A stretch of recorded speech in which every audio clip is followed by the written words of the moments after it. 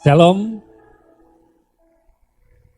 terima kasih kepada Pak Kepala yang memberikan kepercayaan untuk pagi ini saya boleh menyampaikan firman Tuhan.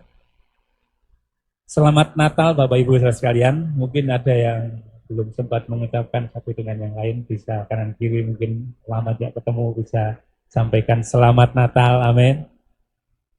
Bapak Ibu saudara sekalian, pagi hari ini ujiannya luar biasa, amin. Yang membangkitkan iman semangat kita, iman kita kepada Tuhan. Tema firman Tuhan pagi hari ini adalah menatap masa depan dengan pengharapan. Kalau kita melihat tayangan televisi atau mendengarkan beberapa orang bahkan ahli ekonomi, mungkin kita akan dibuatnya menjadi khawatir. Tahun ke depan tidak mudah gitu ya, tahun yang sulit, ada resesi dan lain sebagainya. Tapi kita dalam Tuhan kita perlu menatap masa depan dengan pengharapan. Karena tahun yang datang ini kita akan memasukinya dan kita tidak bisa menghindarinya. Amin.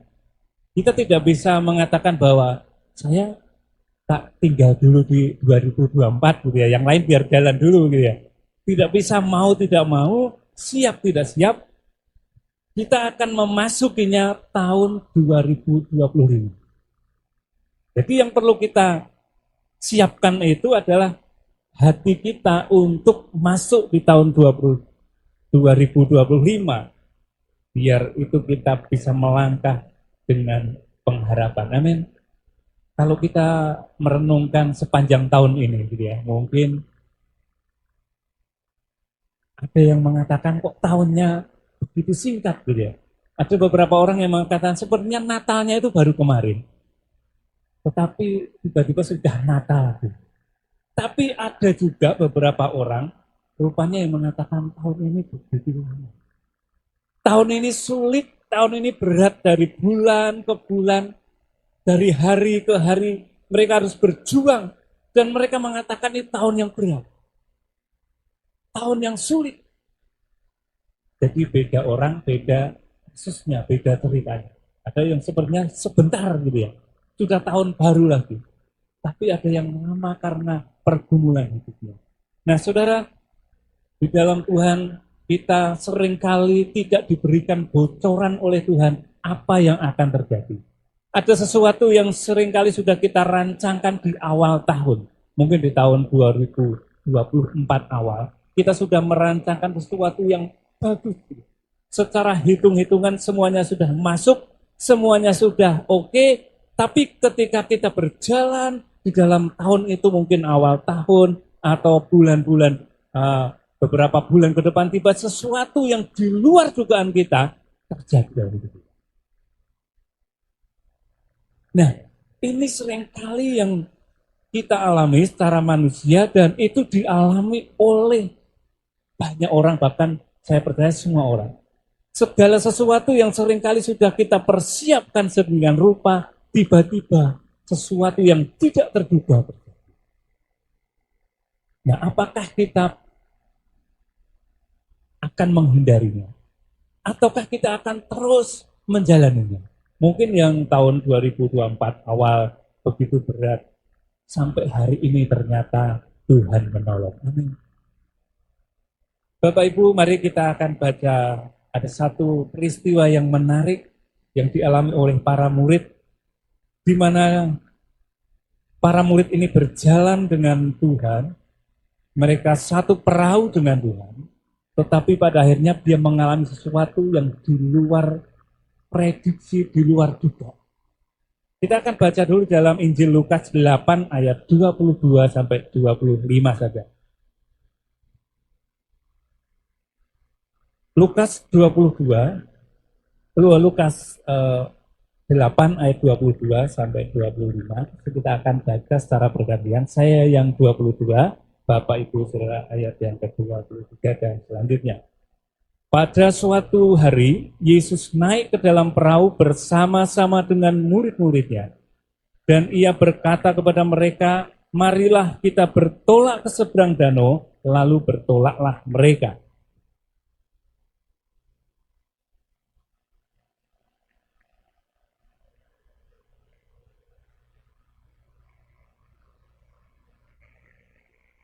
Maka datanglah murid-muridnya membangunkan dia, katanya, "Guru, guru, kita binasa." Ia pun bangun lalu menghardik angin dan air yang mengamuk itu, dan angin dan air itu pun reda dan danau itu menjadi teduh.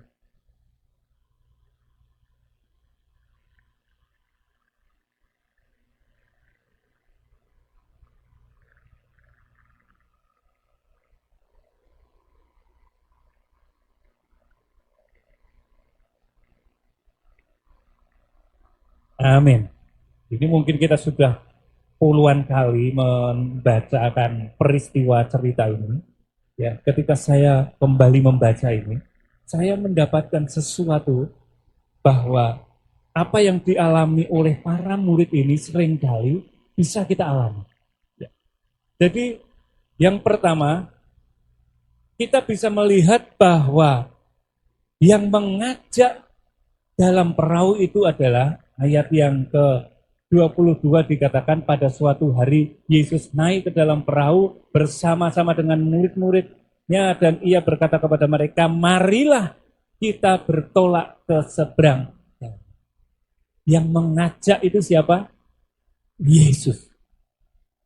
Jadi murid-muridnya ini sedang ada di dalam rencananya Tuhan.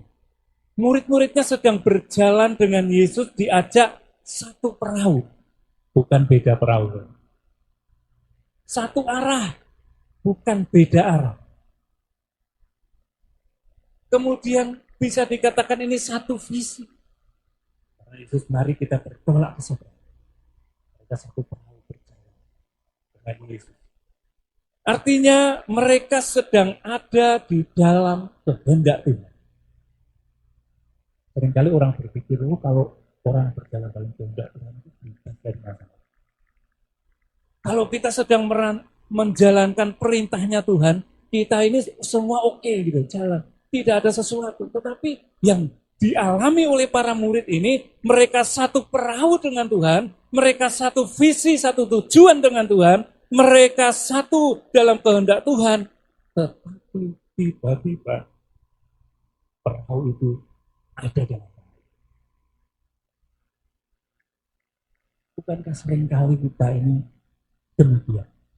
Kita sudah rajin ke gereja, kita sudah rajin berdoa, kita baca firman, kita renungkan firman, kemudian kita mulai melakukan usaha, kita mulai bekerja, tetapi tiba-tiba sesuatu yang di luar dugaan terjadi dalam hidup kita.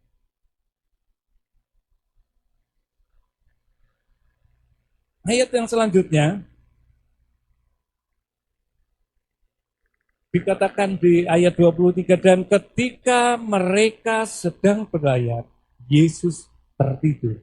Sekonyong-konyong turunlah taufan ke danau sehingga perahu itu kemasukan air dan mereka berada dalam bahaya. Di dalam terjemahan sederhana Indonesia dikatakan, dan mereka terancam bahaya tenggelam. Jadi kalau tenggelam itu sudah pasti mati, artinya nyawa mereka tahu. Saya tidak tahu karena tidak dijelaskan di Alkitab, atau mereka membawa pelampung. Pada abad-abad itu sepertinya pelampung belum ada gitu ya. Kalau berbicara tentang mereka biasa di dalam perahu, tetapi kalau kita lihat mereka panik.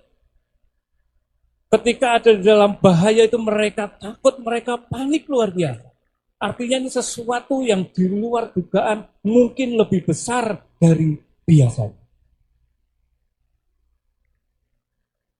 Nah, hal yang dilakukan para murid adalah mereka mencari Yesus. Saya ketika berimajinasi gitu ya, apakah mungkin ada orang-orang di sekelilingnya gitu ya, ada perahu-perahu yang lebih gede gitu ya. Mereka bisa saja cari bantuan perahu yang lebih gede dengan melambaikan bendera putih misalnya, atau kalau sekarang itu kayak kembang api gitu ya. Wah, ada dalam bahaya gitu. Terus ada orang nolong. Alkitab tidak pernah mencatat bahwa mereka mencari perahu-perahu yang lain. Mereka cari temannya yang ada di jauh. Tetapi yang mereka lakukan adalah mereka datang kepada Yesus yang sedang tertidur. Yang pasti bahwa Yesus ini, kalau kita lihat ayat-ayat sebelumnya, pasal-pasal sebelumnya, kita melihat pelayanannya begitu padat, dan secara manusia pasti Yesus capek. Tetapi para murid kemudian di dalam angin yang besar itu, dalam ombak yang besar, dia datang kepada Yesus. Kira-kira kalau angin ribut begitu ya, dengan ombaknya yang gebiar-gebiar luar biasa itu, kira-kira membangunkan Yesus kira-kira gitu.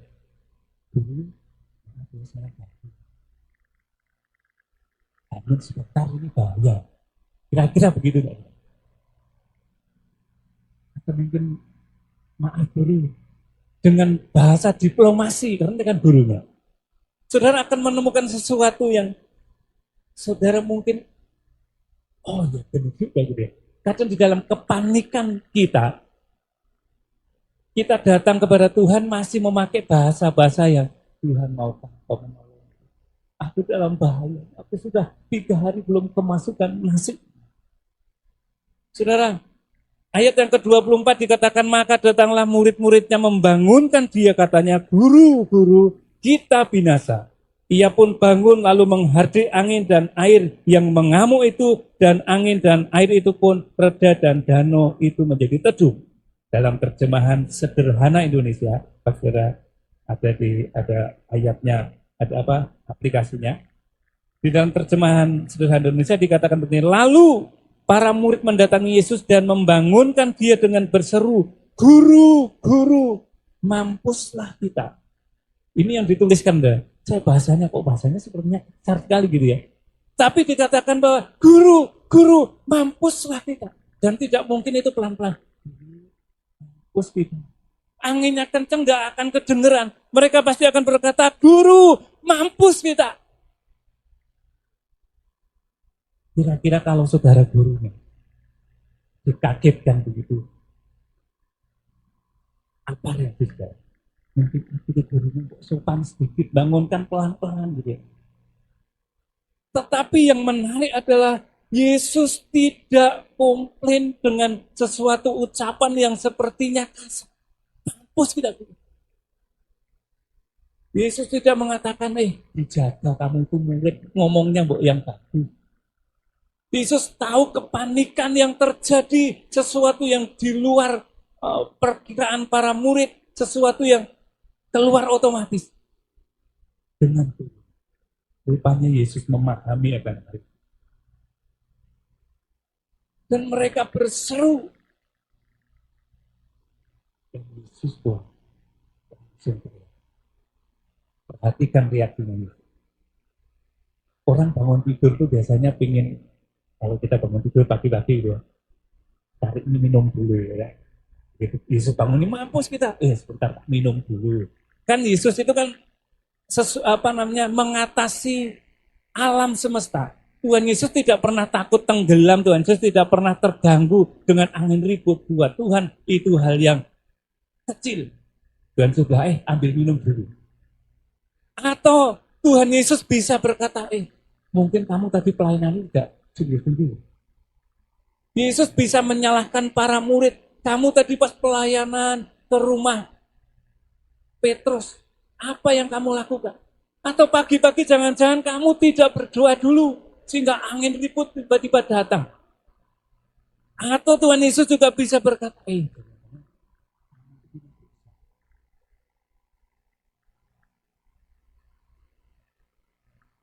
seringkali kalau saudara seiman kita ada di dalam situasi yang sulit, ada orang-orang Kristen, tidak banyak, mungkin satu atau dua yang mungkin itu semangat gitu. Langsung yang timbul apa saudara? Penghakiman. Oh, ya itu memang kayak pantas itu enggak. Dulu tuh zaman dulu masih kayak gitu itu kayak gitu. Langsung yang keluar selalu nada.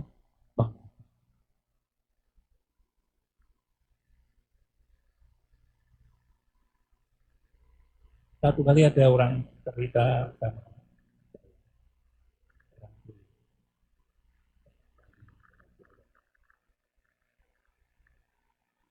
mau pinjam karena benar-benar kondisi terdesak juga.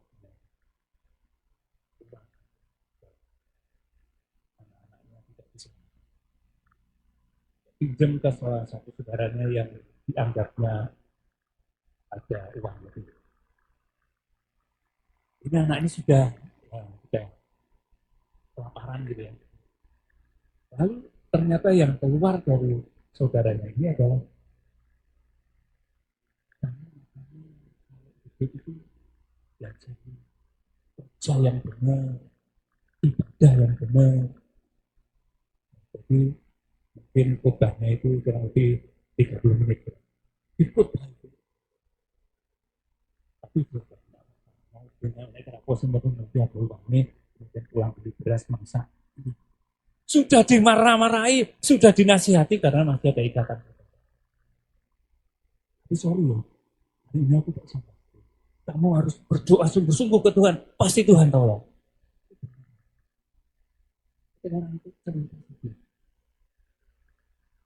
Kalau Yesus ketika para murid-muridnya, Tuhan mampuslah kita, sudah habis kita. Yesus, kamu berdoa sungguh-sungguh, kamu pelayanan sungguh-sungguh. Tapi yang Tuhan lakukan adalah dia langsung menghadapi.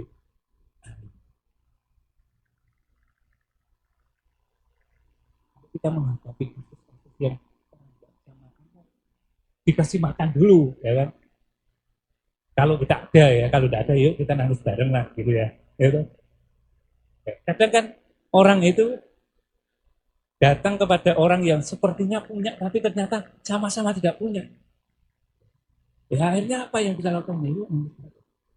Kita berdoa. Tapi yakin bahwa Tuhan pasti menolong. Nah, Bapak Ibu Saudara sekalian, apa yang Yesus lakukan ini, yang pertama mesti kita contoh. Amin. Tetapi yang kedua, kita menjadi pribadi yang mengerti kepada siapa kita harus mencari pertolongan. Kalau kita ada dalam masalah yang genting, yang berat, kan doanya tidak perlu Tuhan pertama-tama. Terima kasih ya Tuhan dari hari ke hari untuk menolong. Burung-burung udara engkau telah pelihara. Terus apa lagi? Binatang-binatang di hutan engkau pelihara. Panjang dari Tuhan nunggu. Tuhan nunggu maksudnya menapa? Tapi muridnya ini kan tidak panjang lebar, tidak bertele-tele. Tuhan, engkau sudah luar biasa. Engkau membuat mujizat. Tadi aja engkau menyembuhkan mertuanya Petrus. Wah tadi engkau buat mujizat. Wah luar biasa. Enggak. Petrus langsung tutup apa murid-muridnya langsung tutup poin, langsung berkata, Yesus.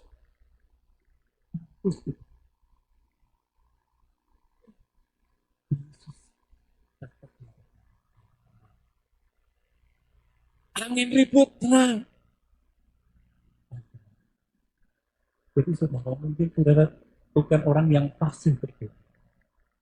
Tapi kalau saudara ada dalam masalah, saudara ungkapkan saja di hadapan Tuhan. Sak metu-metune, amin.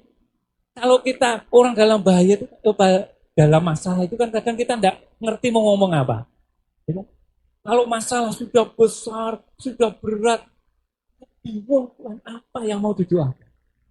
Bisa keluar-keluar. Dan Tuhan rupanya sangat mengerti situasi seperti itu.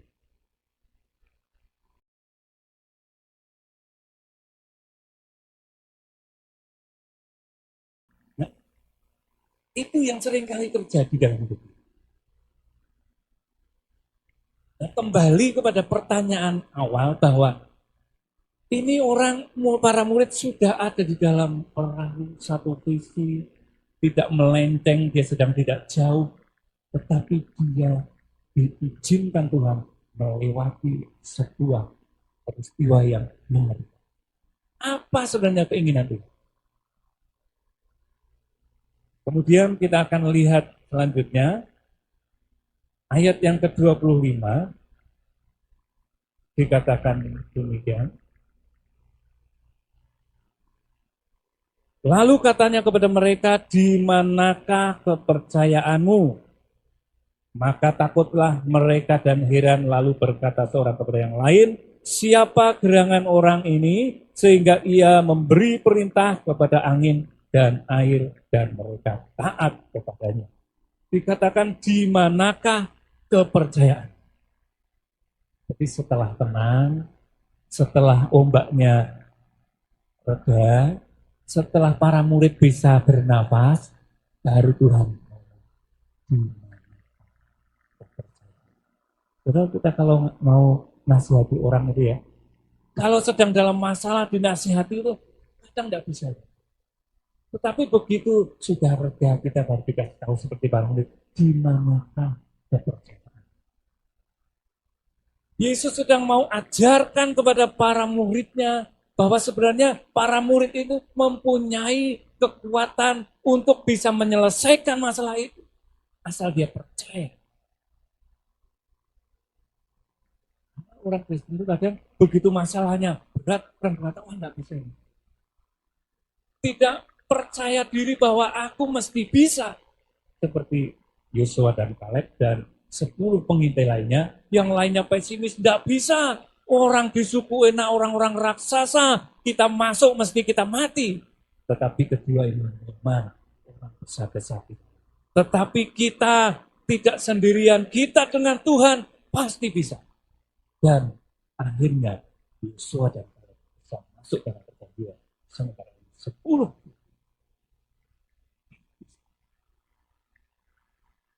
Mungkin ke depan tahun-tahun yang akan datang, kita sudah prepare sedemikian rupa, kita sudah buat sedemikian rupa, tetapi mungkin ada sesuatu yang bisa terjadi begitu saja. Di luar kita. Tapi percaya bahwa kita sanggup bersama dengan Tuhan. Amin.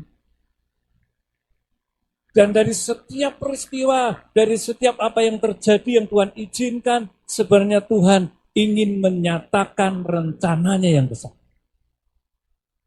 Ingat 5 roti dan 2 ikan. Ini kan seperti KKN besar itu ya. 5 roti dan 2 ikan yang digunakan 5.000 orang belum termasuk perempuan. Sebenarnya kan bisa didesain, bisa misalnya muridnya woro-woro, besok Yesus datang, semua bawa makanan supaya tidak kelaparan, ya kan? Tetapi ya sudah berjalan begitu saja dan tiba-tiba itu sudah sore dan orang lapar, mungkin anak-anak kecil mulai nahan lapar, ada yang nangis dan ternyata yang didapatkan dari orang itu ada anak kecil yang membawa 5 roti dan 2 ikan saja. Nah di dalam situasi seperti itu ternyata Tuhan sedang mau menyatakan kuasanya. Amin. Nah dalam hidup kita mungkin ada ini cuma 5 roti dan 2 ikan. Sesuatu yang kecil, sesuatu yang sedikit, tetapi percaya bahwa Tuhan mau melakukan rencananya. Kadang orang nunggu yang besar dulu. Ya. Ini cukup masa dulu. Oh beli ke tukang toko roti itu, ulang bakery sana. Berapa gitu ya. Dan murid mau tidak bisa ini segini banyaknya. Sesuatu kesulitan dalam diri kita seringkali digunakan untuk mendapatkan penghargaan. Bisa jadi itu bukan kesalahan kita, karena sesuatu itu memang kita harus rancangkan sedemikian. Ya, dihitung. Nah, kita mengatakan kalau mau bangun rumah itu dihitung dulu, ya.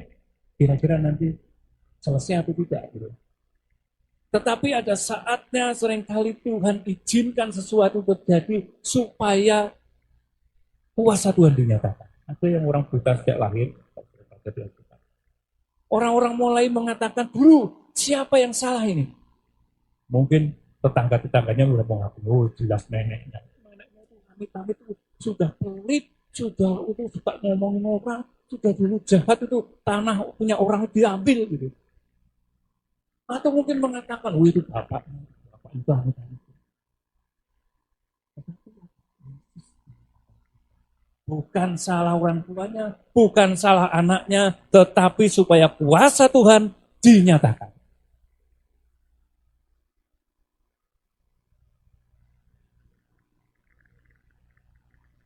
Yang kedua, saudara, apa dari peristiwa itu? Kalau yang pertama adalah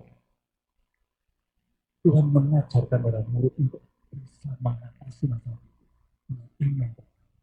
Yang kedua, yang kedua, masih ayat yang ke-25 dikatakan demikian. Lalu katanya kepada mereka, di manakah kepercayaanmu? Maka takutlah mereka dan heran. Lalu berkata seorang kepada yang lain, siapakah gerangan orang ini sehingga ia memberi perintah kepada angin dan air dan mereka taat kepadanya? Siapakah gerangan orang ini? Nah, murid-muridnya itu kan sudah ikut sekian. Tetapi belum tahu mereka siapa tuh ini. Mungkin selama ini yang dia tahu, oh dia itu guru berurusan orang teologi. Terus, oh dia layak ngajar, pinter. Dia menguasai perjanjian lama, dia menguasai perjanjian baru. Yang dia tahu mungkin baru sampai di situ. Atau mungkin, oh dia dipakai Tuhan untuk menyembuhkan sakit-sakit, tapi ya yang agak ringan-ringan gitu. Belum yang mungkin tidak termasuk yang angin badai.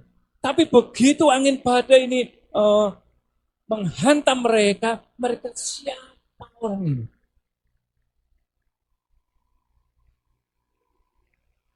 Bapak Ibu Saudara sekalian, dalam peristiwa apapun yang terjadi dalam hidup kita, Yesus ingin supaya kita mengenal Dia. Amin. Bukankah para murid juga diberikan pertanyaan oleh Tuhan? Petrus, menurut kamu siapa? Ada yang muridnya mengatakan, ada yang mengatakan Yohanes Pembaptis, ada yang mengatakan Elia. Menurut kamu siapa? Itu dalam kekristenan kita harus memiliki pengenalan yang dalam dengan Tuhan. Jangan kalau sudah ditanya tetangga, Yesus itu sih, nek menurut Pak Pendeta itu, Yesus itu Mesias luar biasa, kepentuan mujizat dia. Tapi menurut Pak Pendeta, yang menurut kamu, aku belum. Padahal orang Kristen mesti mengalami kuasa Tuhan, amin. Mesti mengalami pertolongan Tuhan, mesti mengalami mujizat Tuhan. Nah, waktu mujizat mau dinyatakan, mesti sesuatu yang sulit. Karena mujizat itu hanya bekerja ketika tangan manusia itu tidak bisa. Ingat wanita yang 12 tahun perdarahan. Mereka sudah kemana-mana, ke tabib, ke apa, ke dokter kalau sekarang gitu. Nah, kita mengatakan, sudah habis. Sini ke sana. Atau orang pintar, oh pakai daun pinahong. Oh enggak bisa juga gitu ya. Oh pakai daun gelandir. Enggak bisa juga. Semua omongan orang sampai dia capek dan sudah menyerah. Satu kali dia dengar tentang itu. Dan wanita ini saya percaya mengatakan aku enggak mau hanya kata orang saja dia hebat. Aku harus mengalami. Lalu dia datang, dia menerobos kerumunan itu. Dan mujizat Tuhan dinyatakan. Amin. Jangan sampai kita melihat sebuah kegerakan besar, tapi kita hanya dari jauh. Kita tidak berani masuk dan kita menerima anugerah itu.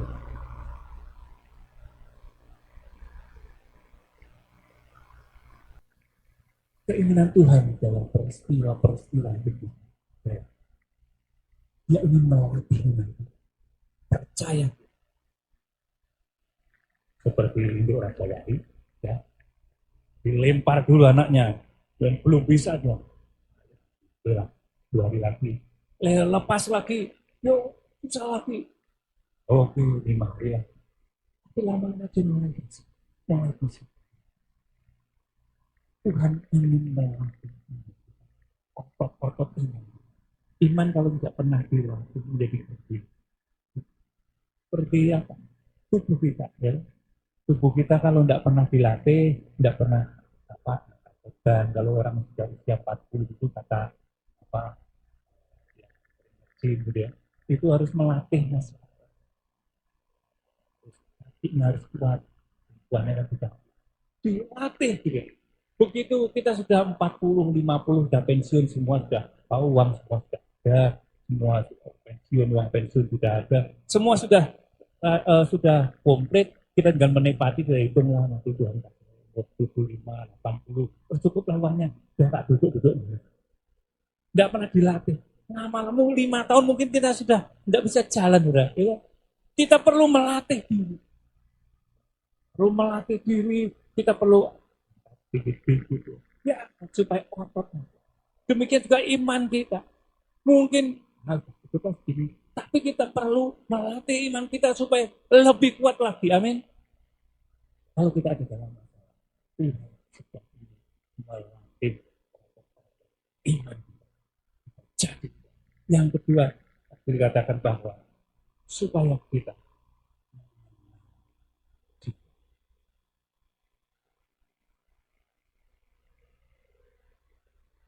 ayat yang terakhir saya mesti bisa ayat yang terakhir di dalam Hosea 2 ayat yang ke-6 dikatakan demikian. Hosea 4 ayat yang ke-6, umatku binasa karena tidak mengenal aku. Karena engkaulah yang menolak pengenalan itu, akan aku menolak engkau menjadi imamku. Dan karena engkau melupakan pengajaran Allahmu, maka aku juga akan melupakan anak-anak. Umatku binasa karena tidak mengenal. Marilah jadi orang Kristen yang mengenal Dia. Kita bisa menatap masa depan kita dengan pengharapan kita. Tapi apapun yang terjadi, mungkin kita sudah satu visi dengan Tuhan. Kita sudah dalam kehendak Tuhan. Tetapi ketika sesuatu terjadi dalam hidup kita, jangan lari ke orang pintar. Lari ke Yesus, teriak, sampaikan apa yang menjadi kebutuhan. Biar hidup kita menggenapi rencana Tuhan. Mari kita bangkit diri bersama.